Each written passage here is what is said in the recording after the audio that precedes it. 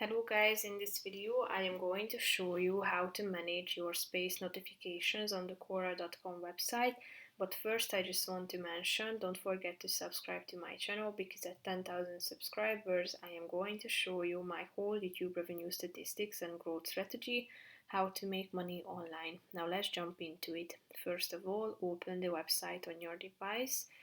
Then you should go to the top and next to this more button and the admin button, you are going to find the manage notifications section or option marked with this bell icon. If you tap on it, you can set what notifications you would like to receive, such as about all posts, personalized, so content selected for you, or you can turn it off completely.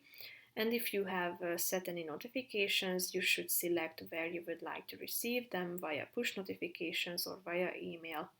So basically that's pretty much it for this video, guys. See you in the next one. Bye bye.